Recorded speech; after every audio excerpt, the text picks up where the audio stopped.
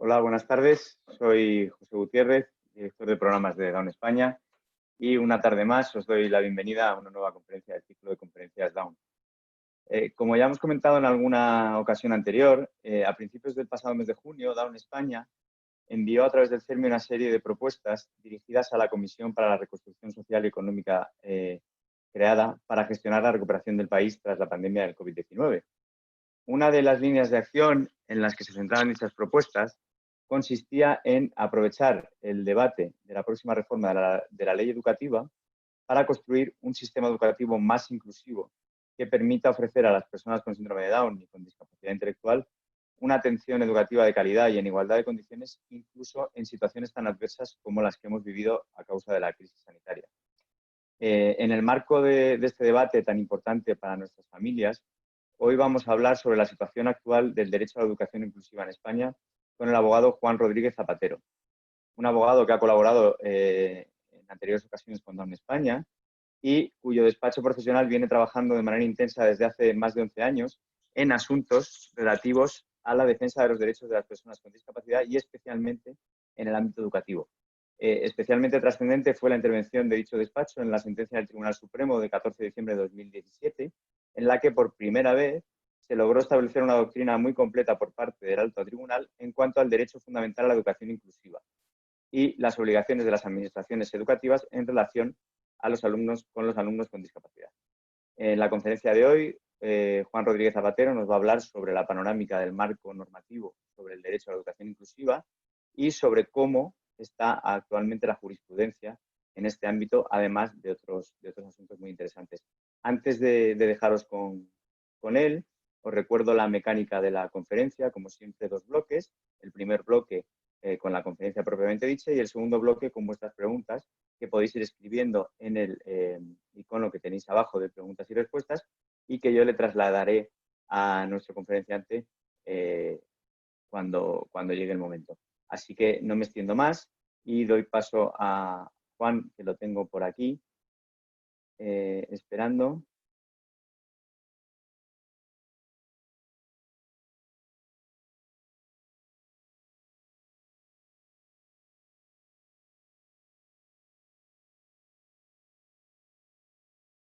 Muy buenas tardes, Juan.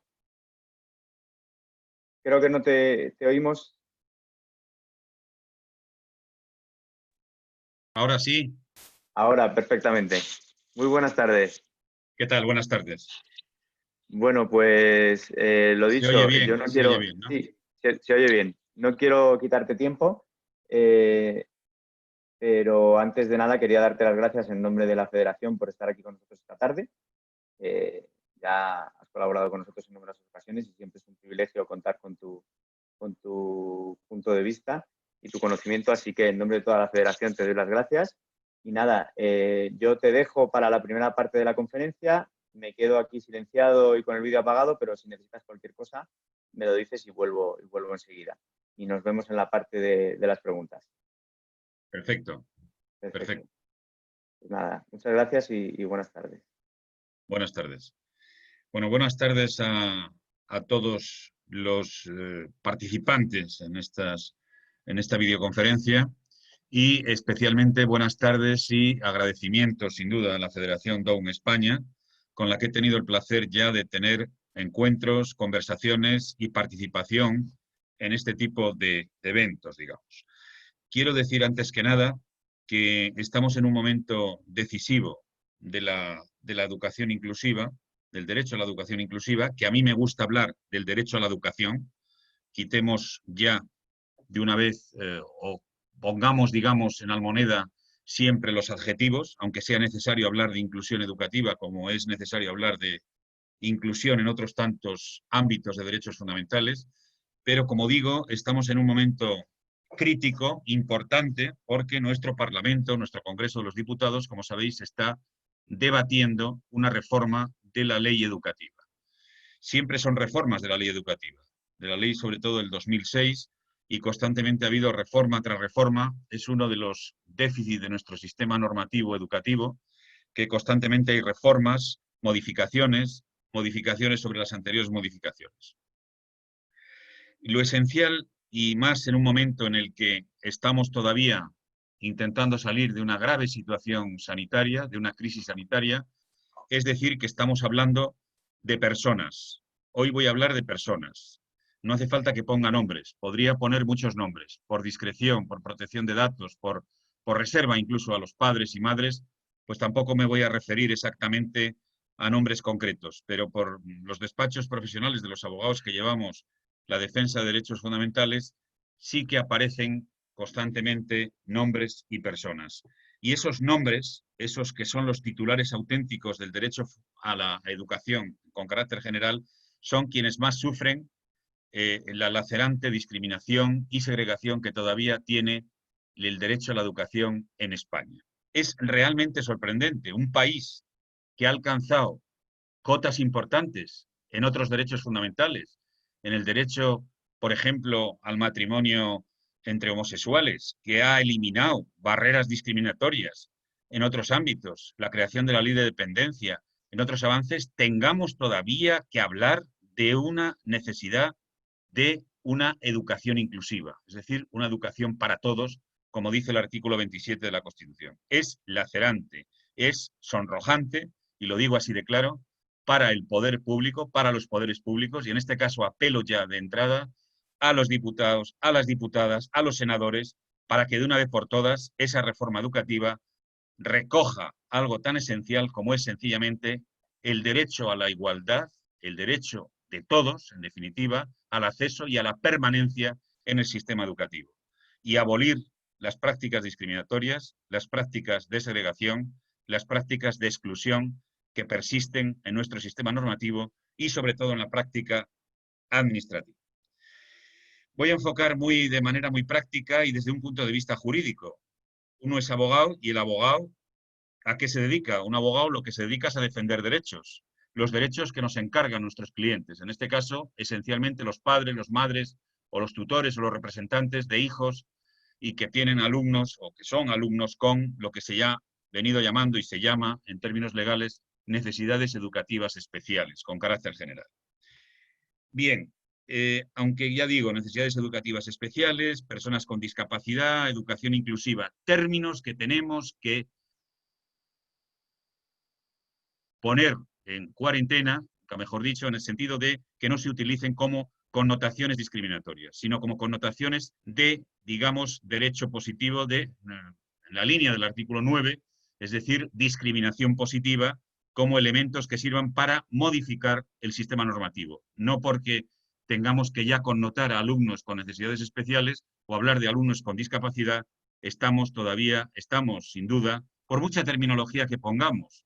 Hay gente que dice, no, no les llames alumnos con discapacidad, llamémosle alumnos con diversidad funcional. Estamos en lo mismo, todos somos diversos, todos son, en definitiva, absolutamente diferentes. Por tanto, esas connotaciones, como digo, las entiendo como un elemento de discriminación positiva, no como un elemento de discriminación. ¿Cuál es el panorama normativo? Me voy a referir a 4 aspectos básicamente. Si os parece, 4 puntos esenciales, porque si no, digamos, nos podemos extender demasiado. Y además, desde un punto de vista práctico del abogado que digo que defiende derechos y que nuestro objetivo es lograr sentencias, lograr resoluciones administrativas y básicamente judiciales, sentencias de los tribunales que permitan reconocer esos derechos, en este caso derechos fundamentales, y avanzar también normativamente en esta línea. Pues 4 elementos o 4, digamos, básicamente 4 puntos, vamos a decirlo así, me voy a referir a ellos. En primer lugar, cómo está el marco normativo sobre el derecho a la educación inclusiva o el derecho a la educación y en particular a los ámbitos que afectan a las personas que resultan más excluidas o más segregadas, como son las personas con discapacidad esencialmente. En segundo lugar, la pregunta esencial, ¿España hoy tiene un sistema educativo inclusivo? ¿España hoy garantiza el derecho fundamental a la educación en igualdad, que es en definitiva el derecho a la inclusión educativa? ¿Está adaptada nuestra legislación y nuestra práctica normativa a la Convención de los Derechos de las Personas con Discapacidad? En tercer lugar, me referiré a cuál es la práctica de las administraciones públicas, qué se encuentran los padres y las madres cuando están ejerciendo y reconociendo sus derechos, y no solamente cuando ejercen sus derechos, sino cuál es la situación de los alumnos y de las alumnas que en definitiva tienen situaciones de discapacidad y que en definitiva necesitan esos apoyos, esos ajustes razonables que dice la Convención. ¿Cuál es esa situación? Y haré especial hincapié en el tema de las evaluaciones psicopedagógicas y los dictámenes de escolarización, por ser unos aspectos fundamentales en este terreno. Y por último, me referiré a la jurisprudencia, cuáles son los ejemplos de procedimientos judiciales, cómo está la situación actual de la jurisprudencia y con cuáles serían los instrumentos legales para defender el derecho. Entrando en el primer punto, ¿cuál es la panorámica del marco normativo sobre el derecho a la educación en España? El derecho a la educación inclusiva, por decirlo así, o la educación en igualdad. Podemos afirmar que, al menos formalmente, al menos en la proclamación normativa formal, España reconoce el derecho a una educación en igualdad. Se habla de la equidad, de la normalización, se habla de la igualdad de oportunidades, se habla, sin lugar a dudas, también de los ajustes razonables y se habla de la atención a la diversidad. Cuando digo se habla en estos términos, que son términos que parecen inclusivos, básicamente en la Ley de Educación, la ley vigente, que es el texto, además, que se está reformando en el Congreso, que es el texto de la Ley Orgánica 2/2006 de 3 de mayo de Educación, y, sin duda, en el texto refundido de la Ley General de los Derechos de las Personas con Discapacidad y su Inclusión Social de 21 de noviembre de 2003. En estos textos, sin duda, se habla del derecho, ya digo, a los principios de normalización, inclusión, la no discriminación, la igualdad en el acceso y la permanencia en el sistema educativo. Por tanto, parece que formalmente nuestro ordenamiento jurídico reconoce el derecho a la educación en igualdad, sin discriminación, sin segregación, sin connotaciones en razón a la discapacidad o por otras circunstancias. ¿Cuál es la realidad? Digamos que, sin embargo, la construcción, la realidad la vamos a ver luego y la adaptación, si se ha producido esa adaptación, pero sí quiero referirme a que al menos se ha construido jurídicamente el derecho a la educación en igualdad a través de las sentencias del Tribunal Constitucional y del Tribunal Supremo, la sentencia famosa de 27 de enero de 2014 del Tribunal Constitucional. Tuve la satisfacción de llevar ese asunto y que el Tribunal Constitucional admitió, digamos, a trámite el recurso. Ya sabéis que es muy difícil, cualquiera que lleve la práctica del derecho, la admisión de los recursos de amparo. Se admitió a trámite y hubo sentencia. Y, por cierto, el Ministerio Fiscal informó favorablemente a que se había vulnerado el derecho a la educación en igualdad.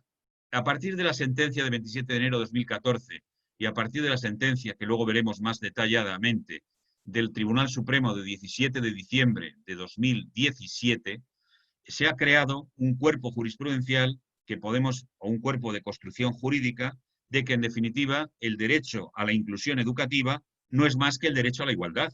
El otro día me decían, no, es que no hay un derecho, no dice la Constitución derecho a la educación inclusiva. Claro, es que la Constitución la palabra inclusiva no la emplea, porque lo que sí emplea es la igualdad, en el artículo 14. Todos los españoles son iguales ante la ley, no pueden sufrir discriminación por razón de raza, de sexo, cualquier otra circunstancia, tampoco por discapacidad, ni por otra razón o circunstancia.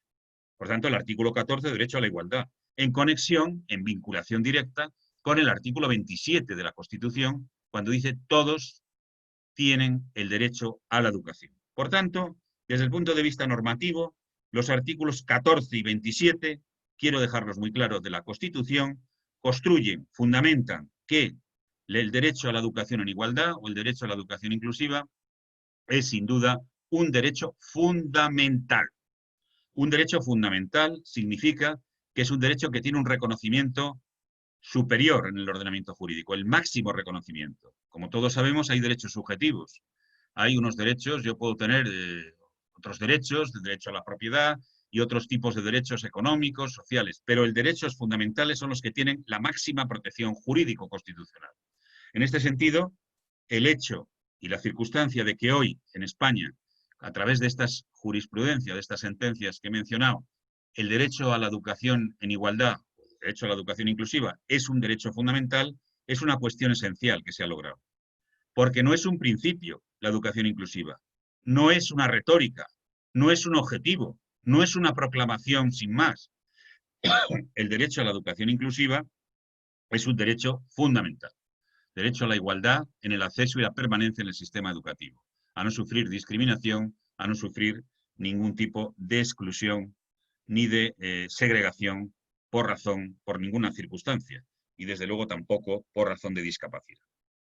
Esto significa que hoy los padres y las madres de niños y niñas que tienen una situación de discapacidad o que necesitan cualquier apoyo educativo, vamos a decirlo en sentido amplio, pueden apelar al carácter de derecho fundamental del derecho a la educación en igualdad y reclamar por vía de la protección especial, es decir, por vía de un procedimiento especial que hay establecido en la ley de la jurisdicción contencioso administrativa, un procedimiento más rápido, más sumario y que en definitiva permite con mayor rapidez, aunque es verdad que los tribunales ya sabemos la carga de trabajo que tienen, ya sabemos las demoras que se producen, pero sí es verdad que existe esta protección a través del procedimiento especial de derechos fundamentales. Quería dejar claro que, por tanto, nuestro panorama normativo, retengamos ideas, recapitulemos, reconoce formalmente, habla de los derechos, habla de elementos que permiten construir o hablar formalmente de un derecho a la igualdad en la educación, o mejor dicho, la igualdad en el acceso y la permanencia en cuanto al sistema educativo. También hemos visto el artículo 14 y 27 de la Constitución que permiten construir, que es un derecho fundamental, y así lo ha dicho ya la jurisprudencia, y que ello también, digamos, requiere precisar quién es el titular de ese derecho fundamental. Estamos viendo en el panorama de la cuestión educativa de asociaciones de padres y madres constantemente apelar al derecho de los padres a elegir el modelo educativo de sus hijos.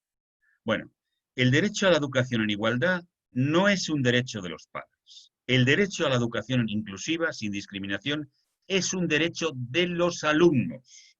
Que quede absolutamente claro. Es un derecho que ya el Comité de Naciones Unidas lo ha dejado muy claro, incluso en el comentario general del artículo 24 de septiembre de 2016, cuando dice: es un derecho humano fundamental para todos los estudiantes. En particular, la educación es un derecho del que aprende y no, en el caso de los niños, el derecho de un padre o un cuidador. No es el derecho del padre, del cuidador, del tutor.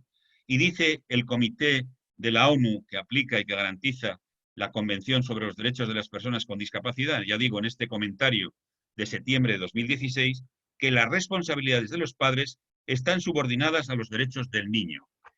Creo que esto es capital dejarlo claro. Estáis viendo cómo ahora hay un movimiento en favor de mantener los centros de educación especial, pero mantenerlos con un modelo de escolarización como están ahora, que es un modelo de escolarización segregador, excluyente y discriminatorio, vuelvo a decir, como modelo educativo actual, sin entrar ahora en el papel que cumplen los profesionales, que no se trata de eso, ni los medios, ni la buena fe que pueda haber en esos centros, pero sí que ese es un modelo claramente incompatible con la Convención de los Derechos de las Personas con Discapacidad, el hablar de la educación especial. ¿Alguien alguna vez habla de la sanidad especial? ¿Hablamos de la sanidad especial o de la libertad de expresión especial? Los derechos fundamentales son únicos, universales, no fraccionables, no admiten connotación. Sería impensable decir que hay un derecho de la sanidad para unas personas y a lo mejor para los mayores de 80 años hay otro derecho de sanidad, aunque es verdad que últimamente hemos visto situaciones que parece pensar que ha habido digamos, un derecho especial, lamentable y excluyente para esas personas en la situación grave que se ha planteado, como hemos visto, en muchos aspectos. Pero lo esencial es dejar claro que el derecho a la educación inclusiva es un derecho de los alumnos, es un derecho de las personas y, por tanto, con discapacidad o, en definitiva, sin discapacidad. Pero, por tanto, un derecho esencial, cuya titularidad, como digo, subjetiva, cuya titularidad jurídica corresponde a los propios alumnos. No hay una opción entre educación inclusiva y educación ordinaria. Los padres no tienen ese derecho. Es falso lo que se está diciendo. No hay ese derecho. y menos como derecho fundamental. Los padres tienen unos derechos esenciales de participación, de tomar decisiones, sin duda alguna. Pero el derecho fundamental de los padres en este ámbito es garantizar, asegurar que sus hijos y sus hijas tengan una educación en igualdad, sin discriminación y sin sufrir ningún trato vejatorio, discriminatorio y, como en algunas ocasiones sucede, incluso con malos tratos físicos y con otras circunstancias. Por tanto, en definitiva, ese es el derecho de los padres.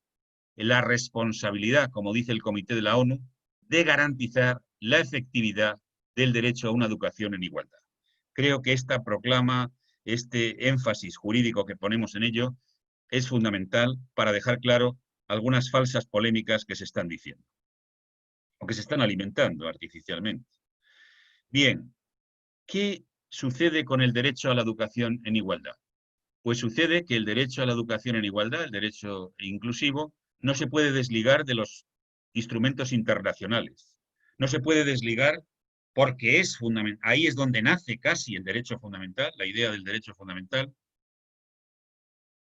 a la educación en igualdad, de la Convención de los Derechos de las Personas con Discapacidad, que, como sabéis, y mucha gente que conoce toda esta temática y su protocolo facultativo, fue proclamado por la Asamblea General de Naciones Unidas el 13 de diciembre de 2006. España ratifica la Convención en abril de 2008 y entra en vigor el 3 de mayo de 2008.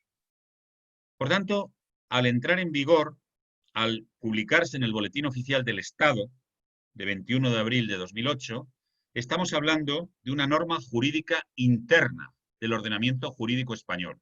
Es decir, una norma vinculante, igual que cualquier otra ley, igual que cualquier otro instrumento normativo o norma jurídica.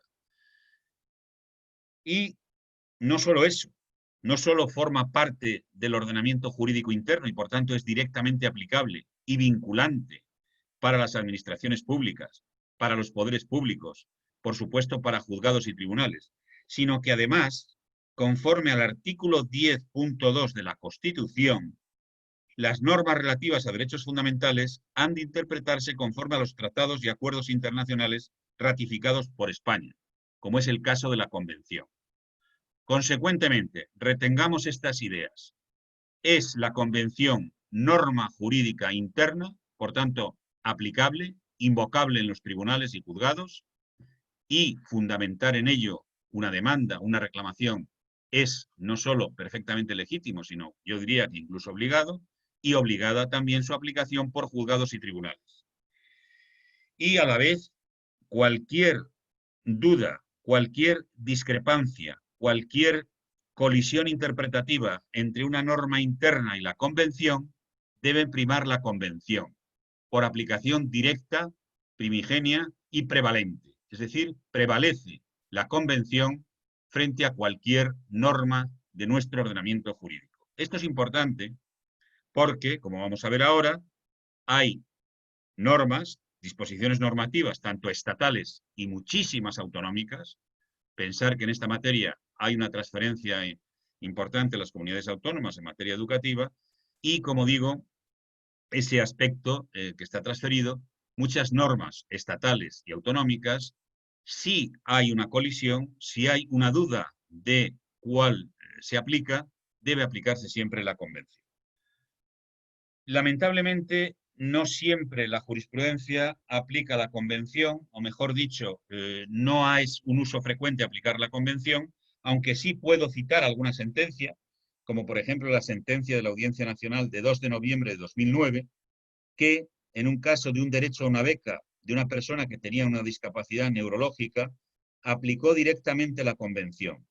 No llegaba a los puntos requeridos, pero dice la sentencia de la Audiencia Nacional que la Convención debe llevar consigo la adaptación de la normativa española al instrumento internacional en todo aquello que lo contravenga, pero también permite, y esto es lo importante de la sentencia, a los órganos judiciales inmediatamente interpretar la normativa vigente de conformidad con la Convención, completando las lagunas de nuestro ordenamiento jurídico con el propio texto de la Convención, garantizando así la efectiva aplicación de los derechos reconocidos en la norma internacional a las personas con discapacidad.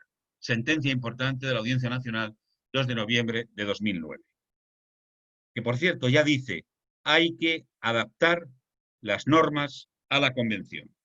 España ha adaptado, y entro en el segundo punto ya, rápidamente, ha adaptado su normativa a la Convención de los Derechos de las Personas con Discapacidad.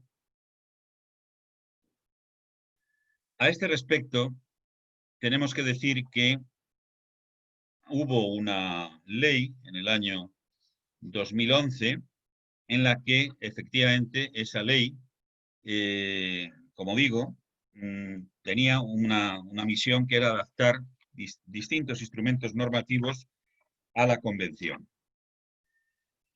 Lo cierto es que no se adaptó en ese momento las leyes educativas al texto de la Convención, ni en este momento hay una adaptación a la Convención. No se ha producido.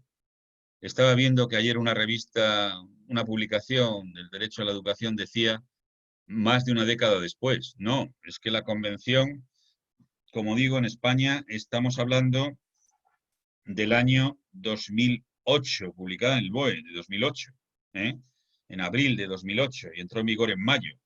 Han pasado 12 años. 12 añitos, España tiene la lamentable vergüenza normativa, vergüenza social y política, de no tener adaptadas sus leyes educativas a la Convención de la ONU de los Derechos de las Personas con Discapacidad. Es sencillamente un escándalo político y jurídico y lamentablemente me temo que la reforma educativa que está tramitándose en el Congreso no va a remediar esta situación, salvo que entre todos los que estamos seguramente aquí y muchos más, miles y miles de padres de esos 37.000 alumnos que están en centros de educación especial, pero cerca de 2 millones que tienen necesidades educativas especiales en centros ordinarios y que también sufren en muchos casos discriminación, no alcen su voz clara y rotunda para que se adapte de una vez por todas nuestras leyes educativas a la Convención. ¿Por qué no se produce esa adaptación? O mejor dicho, ¿en qué aspectos colisionan las leyes educativas con la Convención? Pues me remitiré a 2 preceptos. Con estos 2 preceptos, si conseguimos derogarlos, no modificarlos, derogarlos en su redacción actual, se habría logrado al menos un avance sustancial en esta adaptación normativa. Me referiré al artículo 74.1 de la Ley Orgánica 2/2006 de 3 de mayo de Educación, la LOE, en definitiva, la que estamos hablando, cuando dice: la escolarización del alumno que presenta necesidades educativas especiales se regirá por los principios de normalización e inclusión y asegurará su no discriminación y la igualdad en el acceso y la permanencia en el sistema educativo.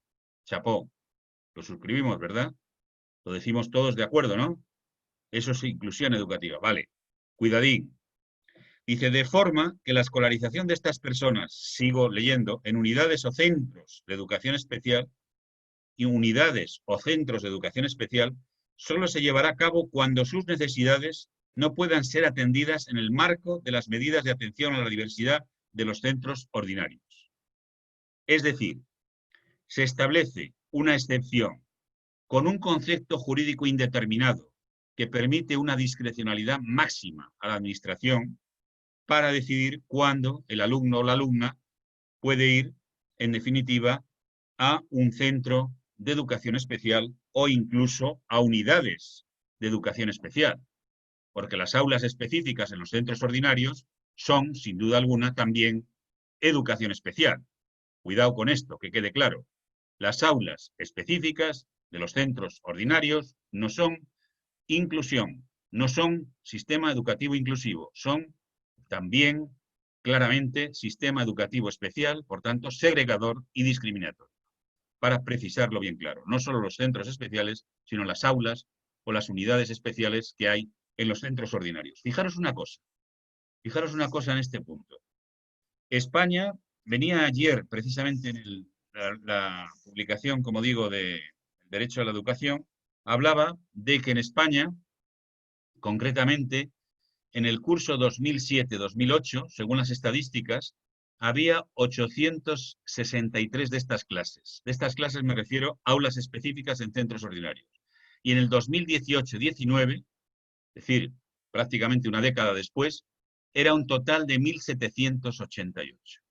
Es decir, exponencialmente ha aumentado toda la educación especial en los centros ordinarios, más luego todo el problema que hay de la falta de apoyos o los apoyos no adecuadamente prestados, las discriminaciones que se producen a los alumnos que están en centros ordinarios. Por tanto, educación inclusiva no es que el alumno esté en un centro ordinario. Educación inclusiva es el alumno reciba una educación en igualdad, sin discriminación y, por tanto, una única educación, un único sistema educativo. El mismo, con los apoyos, naturalmente, y los ajustes razonables que requiera, pero no por el hecho de estar matriculado en un centro ordinario, está asegurado ya que no sufre discriminación y no sufre segregación o exclusión. Este dato de las aulas específicas en los centros ordinarios es significativo por donde civilinamente hoy es donde más se está produciendo esta situación de discriminación que no deja de ser educación especial. No solo son los centros especiales, no nos centremos solo en los centros especiales, sino en estas aulas específicas. Esto es importante subrayar. El artículo 74.1, igual que el artículo 18 del texto refundido de la Ley General de los Derechos de las Personas con Discapacidad, es manifiestamente una vergüenza, porque es reconocer normativamente el Estado español que la atención a la diversidad ya veremos si se puede prestar o no. Dependerá de cómo y quién y cuándo, etcétera, de qué recursos, de qué... Y, en definitiva, es demoler, es devaluar, es desnaturalizar el derecho subjetivo, el derecho fundamental a la educación en igualdad, dejarlo a merced de la administración, a merced de esa discrecionalidad que en muchos casos es la arbitrariedad pura y suma, en definitiva, del sistema educativo español. ¿Por qué digo esto? Pues lo digo por la práctica, por tanto, estos artículos, que quede claro, son incompatibles con la Convención.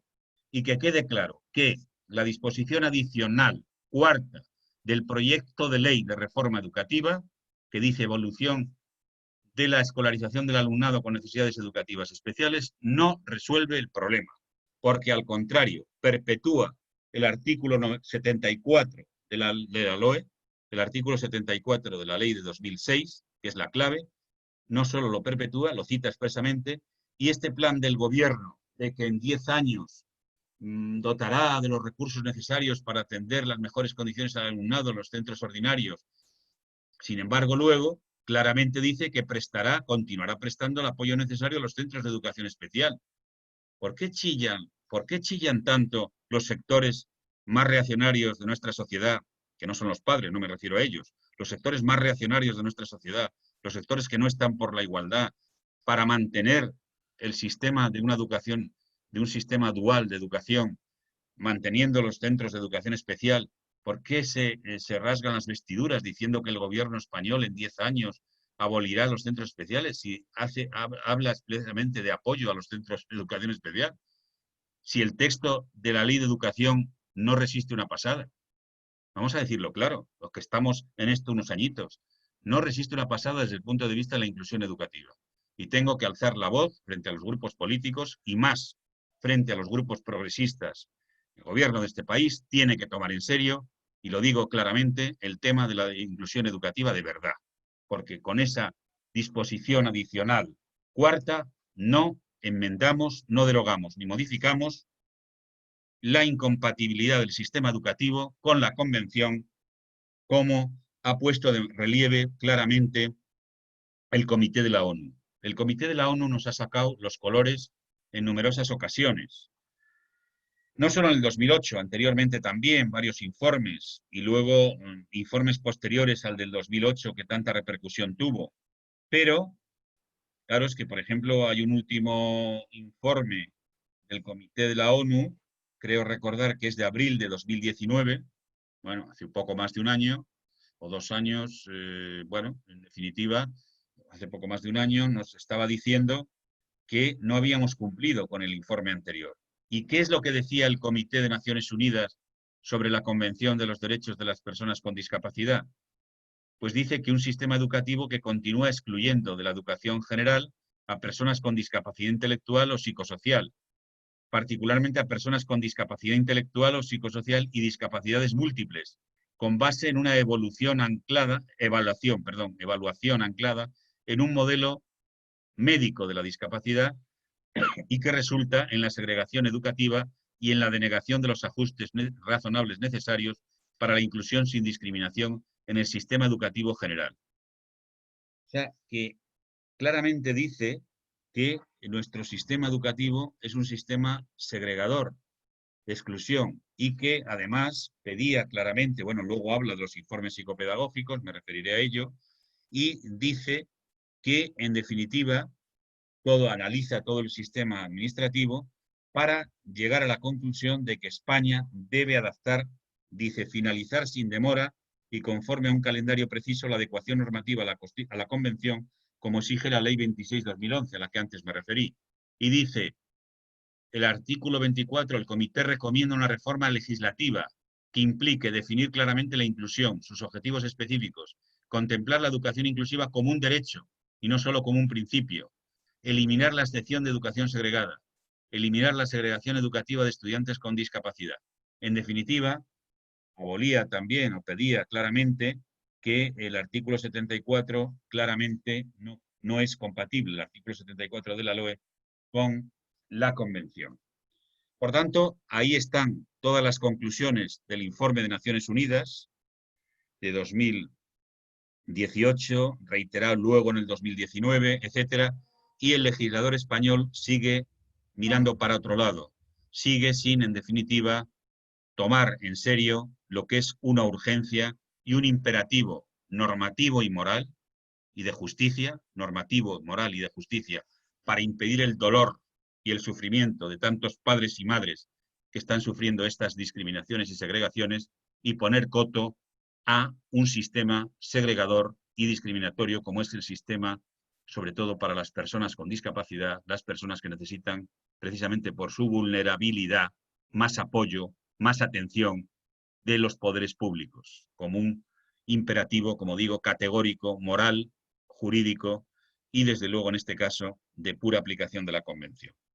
Bien, me referiré que las prácticas de las administraciones públicas demuestra que nuestro sistema ya es un sistema dual, porque hoy un alumno resulta que depende, si tu hijo o tu hija tiene una discapacidad, bueno, ya tiene que pasar por unos filtros para acceder y para permanecer en el sistema educativo. ¿eh? Incluso para acceder, como sabemos, ya hay una evaluación psicopedagógica, un dictamen de escolarización y van a decirle, este chico puede integrarse, este otro no puede integrarse, entendiendo integración como inclusión, que quede claro. Puede incluirse o no puede incluirse, o puede estar en un centro ordinario, o puede ir a una modalidad no sé cuántos, o modalidad combinada, en fin, las tantas modalidades que sobre todo las comunidades autónomas tienen en esa dispersión normativa, que es, por cierto, incompatible con un derecho fundamental tener todo ese abanico de modalidades de escolarización. ¿Qué son los informes psicopedagógicos y cómo son en la práctica? Los informes psicopedagógicos, teóricamente, deberían fijar cuáles son las necesidades educativas del alumno, cuáles son las barreras que tiene el alumno frente al sistema educativo, por sus rasgos. Puede ser de discapacidad, podrían ser de otras circunstancias, y cuáles son los apoyos y los ajustes razonables que requiere. ¿Cuál es la realidad? La realidad es que tienen un componente subjetivo, porque en muchos casos el orientador o la orientadora ya va predeterminado con un componente subjetivo ya predeterminado generalmente para ir a un centro de educación especial, a una unidad especial, etc. Además, priorizan la estigmatización o categorización del alumno. Esto es lo más grave. No son informes educativos, son informes discriminatorios clínicos. Además, entrando en componentes psicológicos, pero de la peor psicología, haciendo pruebas estandarizadas de inteligencia. Pero si la inteligencia no ese es el problema. Para decir en muchos casos, como sabéis en los informes, tiene una inteligencia de 24 meses o de 12 meses, en fin, para ese elemento categorizador, digamos, que sirva para la exclusión y para llevarle a un centro especial. Bien, como digo, por tanto, estos se basan en los déficits, las deficiencias del alumno, en vez de explorar todas las posibilidades de inclusión del alumno. Falta además todo el tema de un carácter interactivo y contextual de la evaluación. Es decir, que tiene que producirse una situación, mejor dicho, deberían ser informes de ver cómo el alumno supera esas barreras o cómo interacciona con el sistema educativo, con el entorno familiar, social y educativo. Y todo eso no se recoge en los informes psicopedagógicos. Ni siquiera expresan en muchos casos que se hayan agotado las posibilidades de inclusión educativa, no hacen un análisis de las evaluaciones, de los objetivos y de los logros o no logros realizados. Pero sobre todo, aparte de este contenido, en la forma en cómo se realizan las evaluaciones psicopedagógicas son claramente nulas de pleno derecho, porque vulneran el artículo 14, vulneran sobre todo el artículo 24 de la Constitución en la tutela judicial efectiva, por dos elementos, por la discrecionalidad y por la unilateralidad. Discrecionalidad porque tienen un margen de apreciación pleno hasta el punto de que incluso, por ejemplo, en las administraciones educativas, es muy clásico en la Comunidad de Madrid sostener que, bueno, estos informes son los que van a misa porque se basan en la discrecionalidad técnica. ¿Quién mejor va a decidir si el alumno, la alumna, el niño o la niña va a un centro especial o un centro ordinario? Con que, en definitiva, son funcionarios objetivos, responsables, independientes. El principio de discrecionalidad. Pero además unilateralidad, porque se lo come y se lo guisa la administración. ¿Qué participación tienen los padres? Nula, nula, desde el punto de vista jurídico. Firmar en un documento si están de acuerdo o no están de acuerdo. ¿Cómo puede decirse desde esos sectores reaccionarios que están en contra de la igualdad educativa afirmar que es un derecho de los padres si la realidad ese derecho se les niega?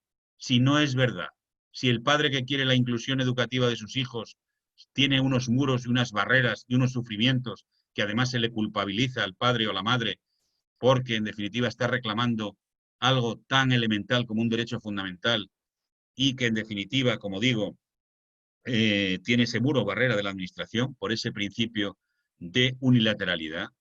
Si solamente al final del dictamen de escolarización pueden decir si están conformes o no están conformes. ¿Dónde están los informes que pueden aportar los padres con psicólogos, expertos educativos, que se valoren también objetivamente? ¿Dónde está un comité arbitral que decida las diferencias? ¿Dónde está la mediación y el arbitraje? ¿Dónde está un mecanismo independiente, una auditoría independiente que resuelva esos temas? En ningún lado. Ni siquiera el modelo, que ya de por sí es discriminatorio, responde a principios constitucionales y vulnera, entre otros, el artículo 24 de la Constitución, pero en mi opinión también el artículo 14 de la no indefensión. Es decir, se produce indefensión para los padres y las madres. Por tanto, el procedimiento es contrario a la Convención. Han de suprimirse los informes psicopedagógicos y desde luego con la orientación actual que están y los dictámenes de escolarización, porque son excluyentes, son con la connotación solo para los alumnos con discapacidad y lo que tienen que hablar, podemos hablar de informes educativos, informes de orientación educativa o de actuación educativa, pero para todos los alumnos. Todos los alumnos tienen unas necesidades educativas en función de sus necesidades, de sus circunstancias, de las barreras, de las particularidades de cada alumno. No solo los alumnos con discapacidad. Podría hablarse de informes educativos, pero deben desaparecer, suprimirse, tal y como están configurados en su orientación y en su procedimiento y en su contenido, los informes de evaluación psicopedagógica y los dictámenes de escolarización.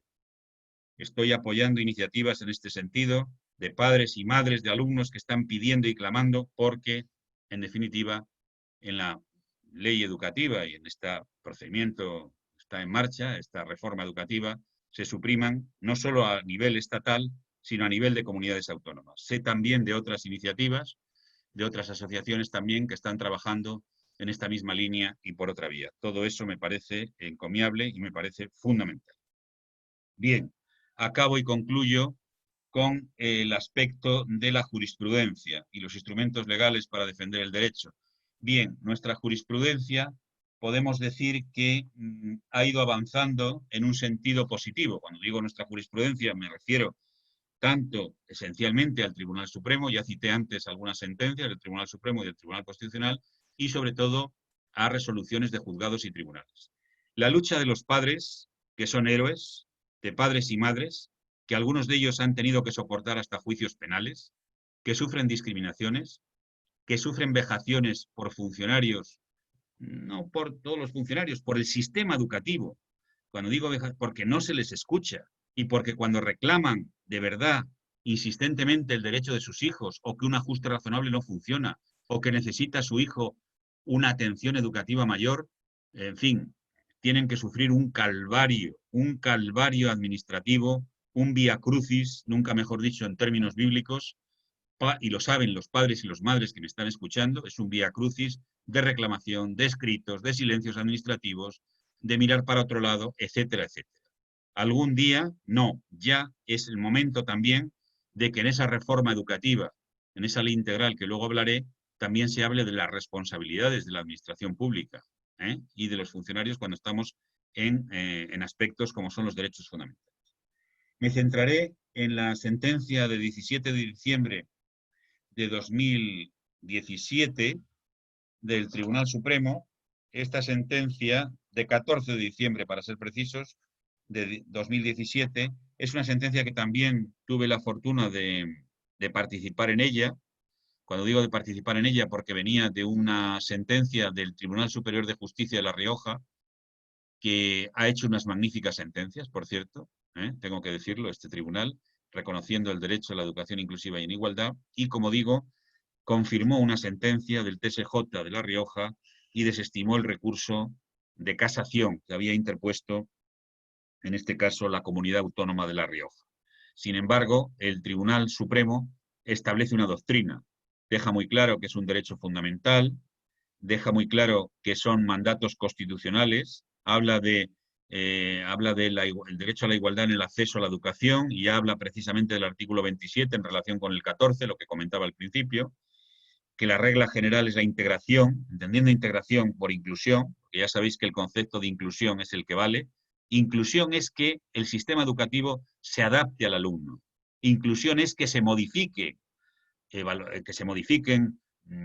digamos, orientaciones metodológicas, que se modifiquen los sistemas y los instrumentos del propio sistema educativo para el alumno. Y la integración es que el alumno tenga que él adaptarse al sistema. No, de lo que estamos hablando es de inclusión, no de integración. Por tanto, no es el alumno el que tiene que adaptarse al sistema, es el sistema educativo el que tiene que modificarse para adaptarse al alumno. Bien, la regla general es procurar su integración, como digo, en este sentido de inclusión, y la excepción, que supone un trato diferente justificado, consistente en escolarización en unidades o centros de educación especial, solo cuando las necesidades de los alumnos no puedan ser atendidas en marco de las medidas de atención a la diversidad.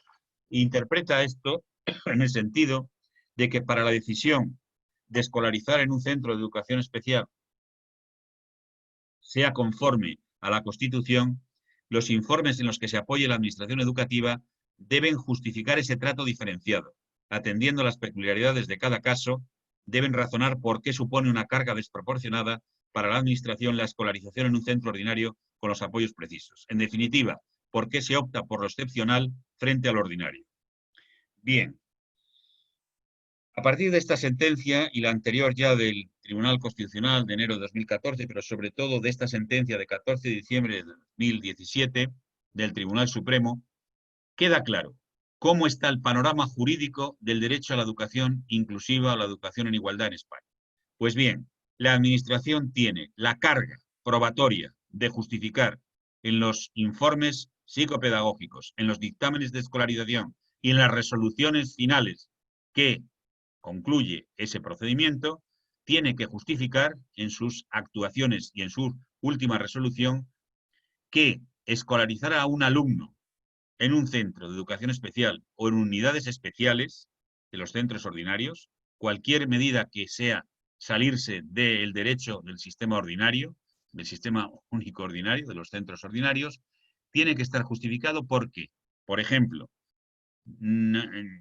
tiene que justificar que se han agotado todas las posibilidades de inclusión. Es decir, que se han puesto todos los medios, todos los recursos y no ha sido posible una inclusión educativa.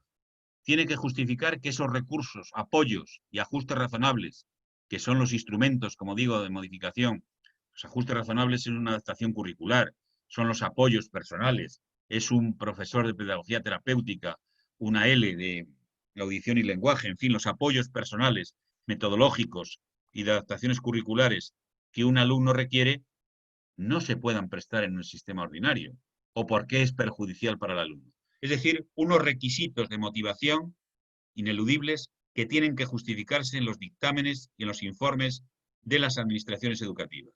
Si eso no se justifica, se está vulnerando el derecho a la educación en igualdad de ese alumno, porque no estaría justificada esa decisión de remitirle a un centro de educación especial. ¿Y esta construcción jurisprudencial es la ideal? No. Como abogado que defiende la educación inclusiva, ¿estamos ya en el nivel de adaptación plena a la Convención? No, porque tendría que ser un derecho fundamental. Mejor dicho, la aplicación de la Convención tendría que ser directa, inmediata ya, y aplicarse ya por los tribunales, que en definitiva tiene que garantizarse ese derecho fundamental, no depender de que si la Administración lo ha motivado. Pero no obstante, es un paso adelante no pleno, pero importante, porque está permitiendo con este juego de la motivación, el que muchas sentencias empiecen a ser favorables, y son ya favorables. Hay un cuerpo importante de sentencias, en nuestro despacho hemos llevado bastantes de ellas, que se consigue el reconocer el derecho a un centro ordinario con apoyos a estos alumnos. Por ejemplo, después de esta sentencia ha habido varias sentencias, de TSJ de La Rioja, en Cataluña, en fin, en varios sitios, y últimamente ha habido dos sentencias que han salido en la opinión pública bastante, de una niña y un niño, que en definitiva estos chicos, bueno, pues han conseguido, estos alumnos y sus padres, un reconocimiento frente a la Comunidad de Madrid, que mantiene unos criterios, vamos a decirlo así, claramente muy restrictivos en esta materia. La Comunidad de Madrid lo saben bien los padres y madres de alumnos, y como digo, se han producido dos sentencias. Una es de 12 de mayo de 2020 y la otra sentencia de 1 de junio de 2020, en el que se ha reconocido este derecho. Estas sentencias se basan mucho en esta sentencia del Tribunal Supremo, la recogen literalmente, que he citado, y luego analizan todos los pormenores. Y lo que tiene importancia estas sentencias es que valoran mucho los informes aportados por los padres. Yo, como abogado, siempre digo a los padres que es muy importante, hoy por hoy, tal como está, que contratemos a un psicólogo, a un experto educativo, para desmontar los informes de la administración educativa, porque eso de cara a los juzgados y tribunales es importante. Pues bien, estas sentencias se han desmontado, se han desvirtuado esos informes de la administración educativa, y además, incluso la particularidad de estas sentencias es que el fiscal, el Ministerio Fiscal, apoyó en ambas sentencias, en ambos procedimientos, que se estimaran los recursos. Bien, hasta aquí llega mi intervención. Hay mucho más que decir, pero concluyo diciendo: España está en un momento crítico en el sistema educativo, sobre todo en la educación inclusiva. Nos jugamos mucho y nos estamos jugando la no adaptación, el permitir que siga la segregación, la exclusión, la marginación, la discriminación. Por ello, es necesario más que nunca una ley básica integral de la educación inclusiva. ¿Por qué una ley específica? Diréis muchos, si hay una ley educativa. Porque se requiere unas actuaciones claramente transversales, de voluntad política y transversales para todo el sistema educativo, que requiere una ley específica, singular, porque no encaja en la ley general tal y como está. Y además que tenga el carácter de ley orgánica, al regular un derecho fundamental, y que tenga el carácter de ley básica estatal. Esto es importante. No podemos permitirnos la dispersión normativa, la fragmentación y dispersión normativa que existe en comunidades autónomas, que a través a veces de circulares, de instrucciones, de simples resoluciones, están regulando aspectos que afectan al contenido esencial del derecho fundamental a la educación inclusiva. Eso es manifiestamente ilegal, porque no tienen competencia para regular un derecho fundamental y que afecta al sistema educativo general, y hay que poner coto a ello. No puede ser que en Andalucía haya no sé cuántas variedades, que en Castilla-La Mancha haya otras, que en la Comunidad de Madrid haya otras modalidades educativas para, digamos, alumnos con diversidad o con discapacidad. Por tanto, nos jugamos todo ello y apelo aquí, y digamos en este encuentro, a que todos salgamos con la conciencia de que necesitamos apoyar una reforma legislativa importante de la Administración y, sobre todo, vamos a decirlo claro, que entre en la agenda política,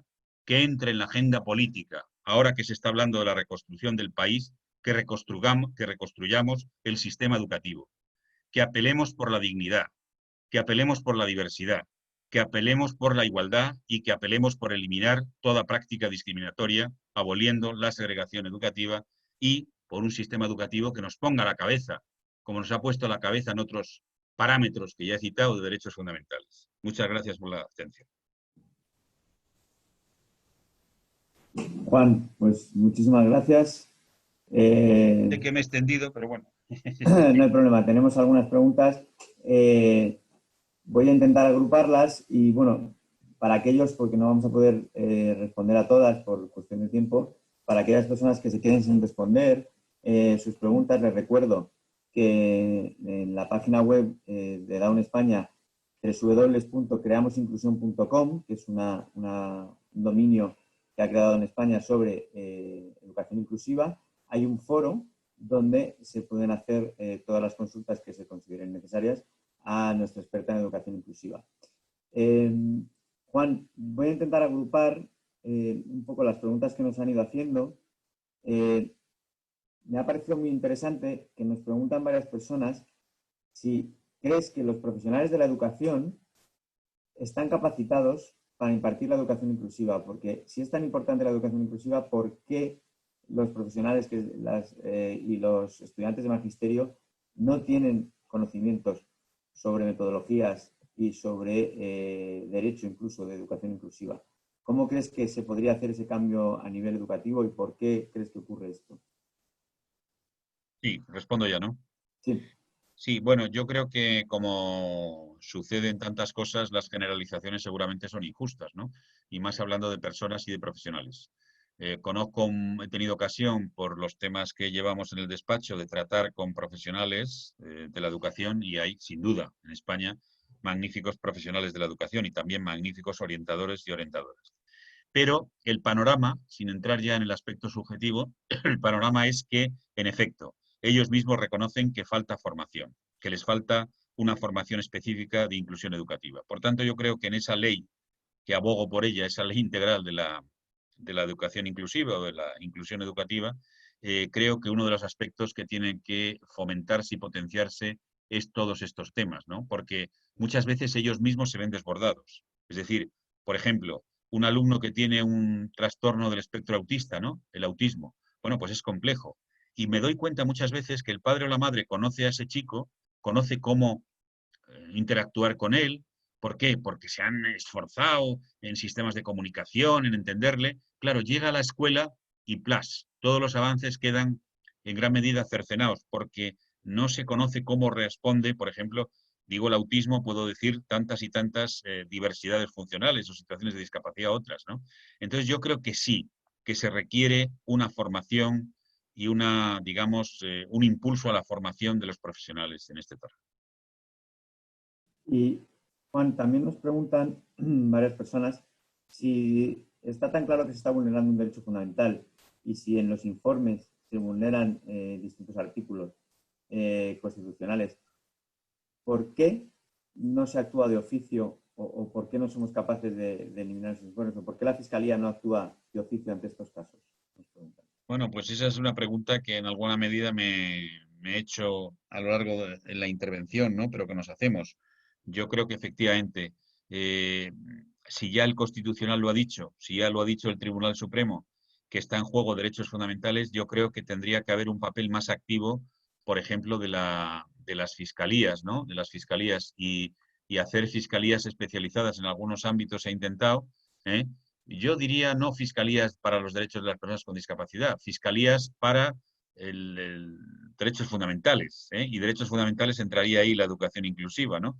Bien, y estoy viendo que alguna parte del Ministerio Fiscal ya está, como dije antes, esos dos fiscales han actuado, bueno, muy correctamente y diciendo que se ha vulnerado ese derecho.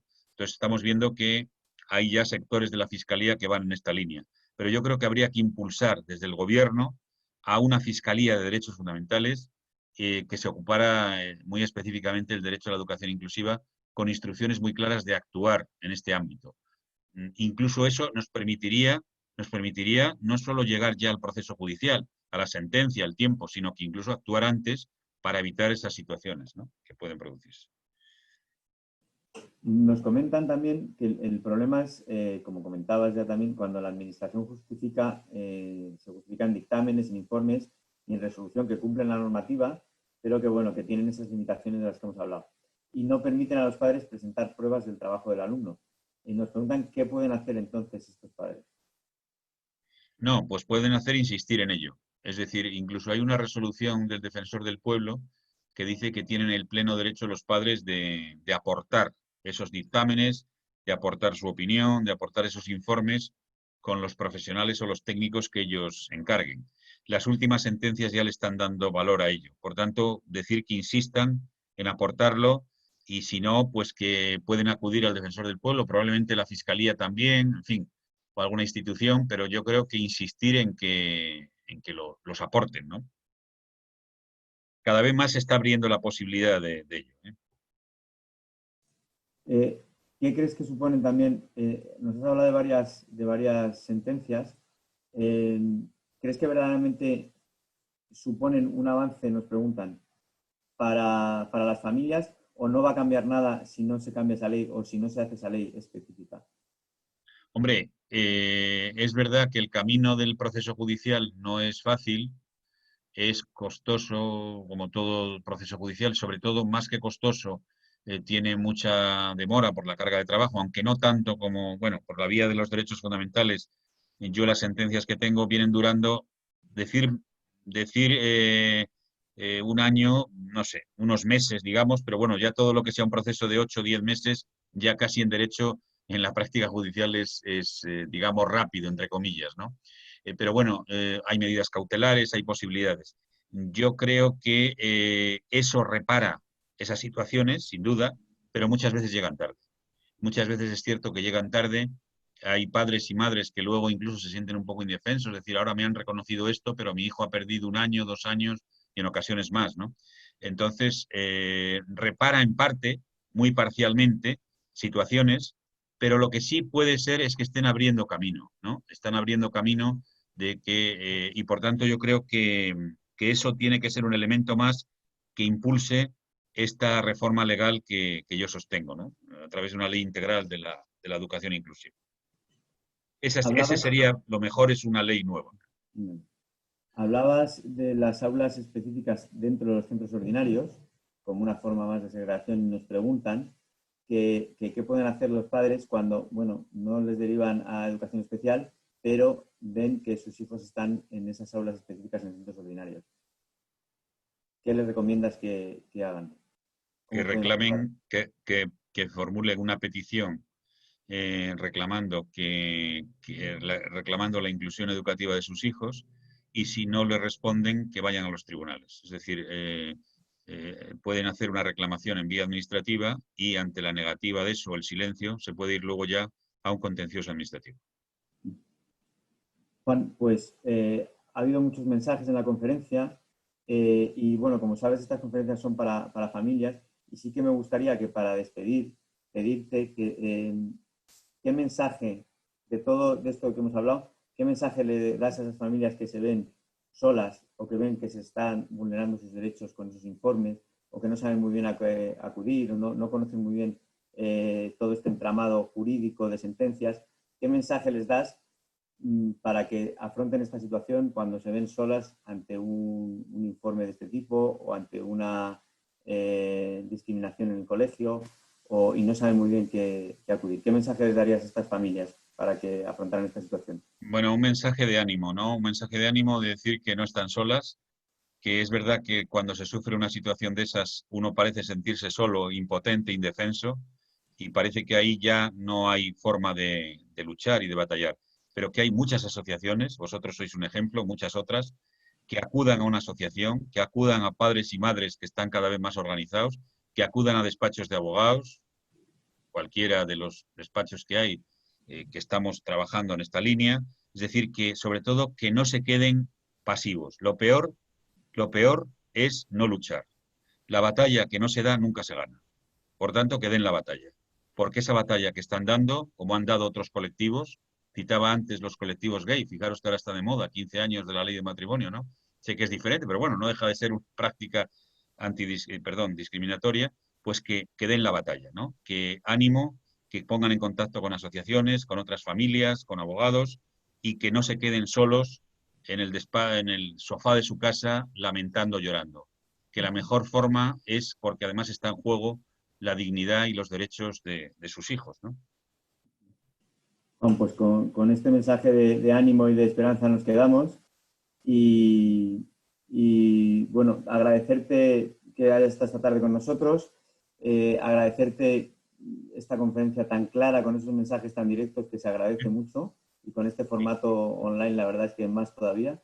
Así que nada, muchísimas gracias por estar con nosotros, gracias por tu colaboración siempre en nombre de Down España y muy buenas tardes.